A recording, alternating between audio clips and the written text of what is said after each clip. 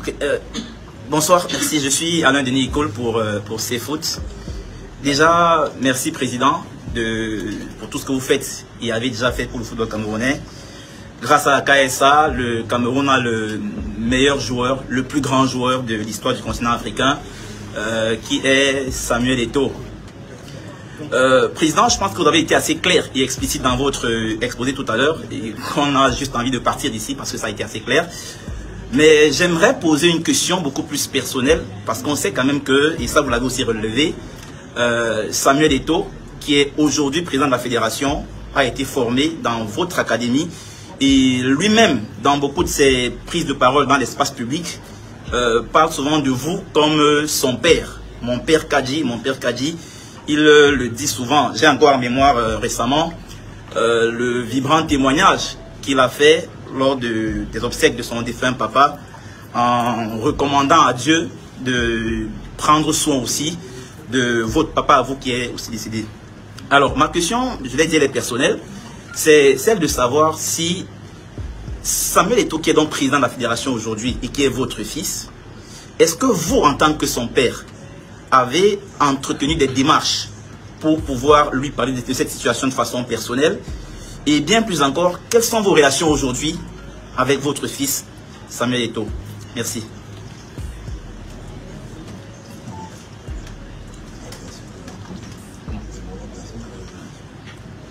Vous savez, vous vous posez des questions, moi également.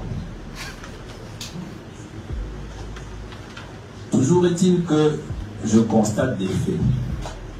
Ces faits datent d'hier. Oui, ainsi.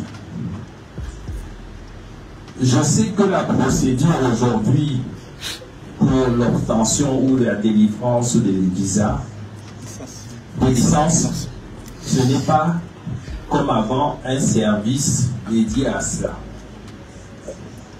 C'est le secrétaire général de la FECAFOOT qui signe les licences. J'ai écrit personnellement au secrétaire général sur son WhatsApp, pas de réponse. Je ne conçois pas que dans une fédération, le SG ne soit pas en relation étroite avec le président. Je pense que c'est comme ça que fonctionne une fédération. Donc, tout ça, comme je vous le disais tout à l'heure, ouvre beaucoup de questions. Que se passe-t-il? Que recherche-t-on? Imagine un peu un monde où les héros deviennent des tyrans, un monde où les institutions censées promouvoir le sport se transforment en machines à broyer les rêves. C'est exactement ce qui se passe aujourd'hui au sein même de la Fédération camerounaise de football sous la direction de Samuel Eto'o. Prépare-toi à découvrir les dessous d'un scandale qui secoue le football camerounais. Des dérives financières de la FECAFOOT jusqu'à l'acharnement sans précédent de Samuel Eto'o contre la Kadji Sport Academy, qu'il a pourtant formé. On se demande qui de nos deux légendes camerounaises est le plus ingrat. André Onana, accusé d'être ingrat envers Samuel Eto'o, ou alors Samuel Eto'o qui s'acharne contre la KSA, l'institut qu'il a formé. Reste jusqu'à la fin de cette vidéo pour comprendre comment cette affaire pourrait changer à jamais le visage du football au Cameroun.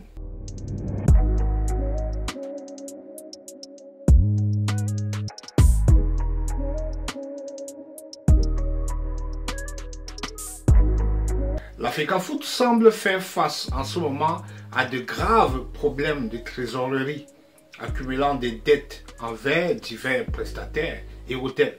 Selon les informations, la fédération doit plus de 10 millions de francs CFA aux arbitres de la Ligue régionale de football du littoral au Cameroun pour des raisons de matchs impayés depuis la saison précédente et la Coupe du Cameroun en cours.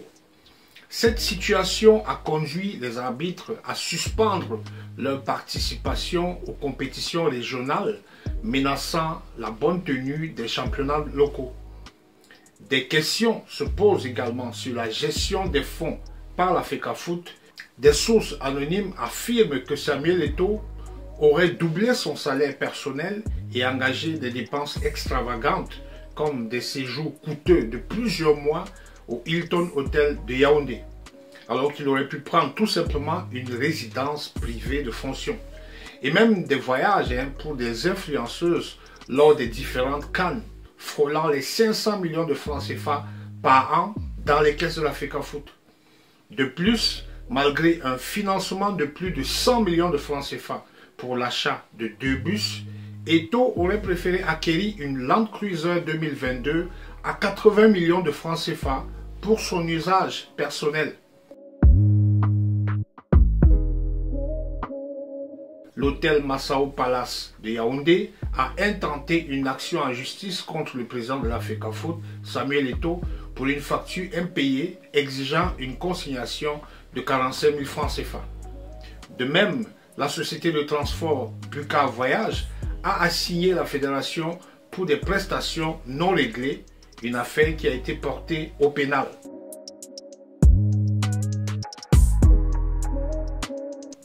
Les difficultés financières de la FECAFOOT ont également des répercussions directes sur les clubs locaux. L'UMS de Loum, par exemple, n'a pas reçu les licences nécessaires de la part de la fédération entre le 6 février et le 23 avril 2024, malgré les 32 demandes de licence déposées. De même que la KSA qui a déposé une demande de plus de 60 licences, mais qui n'en a reçu que 11, dont 3 licences pour des gardiens de but. Ce qui de facto ne permet pas à cette institution de présenter une équipe complète pour les rencontres officielles gérées par la FECAFOOT. Cette situation a contraint le club de la KSA à déclarer des forfaits et à subir des sanctions entravant son développement.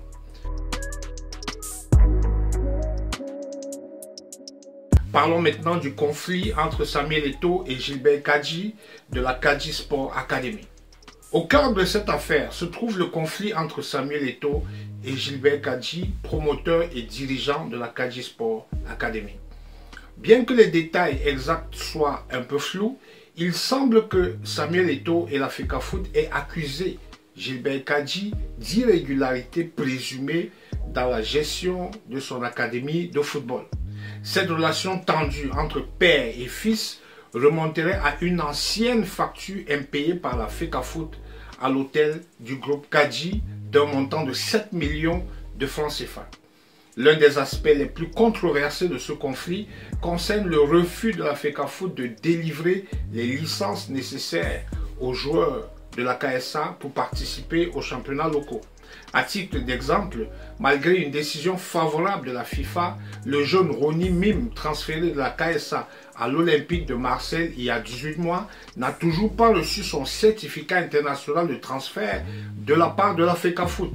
Aujourd'hui, l'équipe de la KSA a été reléguée en 5e division et son promoteur Gilbert Kadji suspendu de toutes les activités liées au football pendant 5 ans.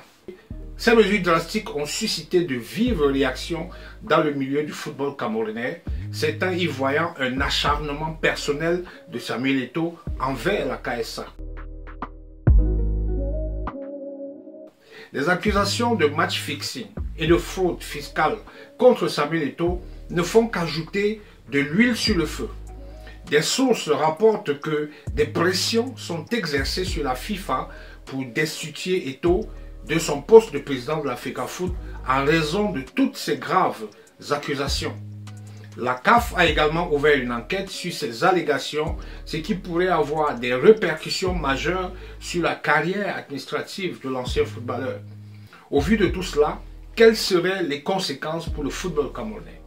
Gilbert Kadji et d'autres acteurs du football camerounais ont dénoncé ce qu'ils considèrent comme un acharnement personnel de Samuel Eto'o. Selon eux, le président de la FECAFOOT chercherait à détruire la KSA comme il a fait avec d'autres structures telles que le club de Yannick Noah, Vendée-Toudi. Ces accusations soulèvent des questions sur les motivations réelles d'Eto'o et sur l'impartialité de la FECAFOOT dans la gestion des conflits. Cette affaire met en lumière les défis auxquels fait face le football camerounais en ce moment, tiraillé entre les ambitions d'un héros national déchu et les réalités financières d'une fédération en difficulté. Les dérives financières de la FECAFOOT et l'acharnement présumé de Samuel Eto'o contre la Kandji Sport Academy risquent d'avoir des conséquences durables sur l'avenir du sport au Cameroun. Il est donc crucial que les autorités compétentes interviennent pour rétablir la confiance et la crédibilité du football national. Une enquête approfondie et impartiale sur les allégations de mauvaise gestion financière et de conflits d'intérêts s'impose.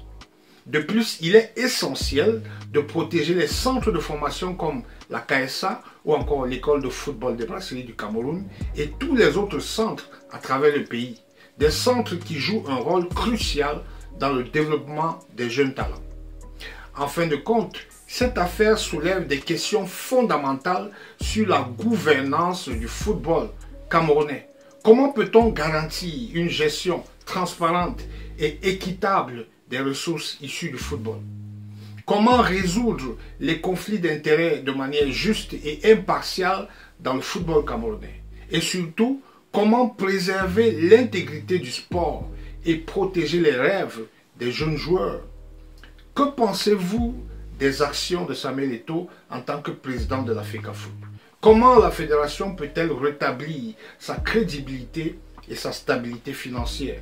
Quelles mesures devraient être prises pour protéger les centres de formation comme la Kandji Sport Academy? N'hésitez pas à laisser vos avis en commentaire. N'oubliez pas de vous abonner pour suivre cette saga épique du football camerounais. Mais avant de partir, je vous invite à regarder cette vidéo où je vous parle de l'impact positif de Marc Brice sur les Lions indomptables depuis son arrivée à la tête de cette équipe. On se retrouve là-bas.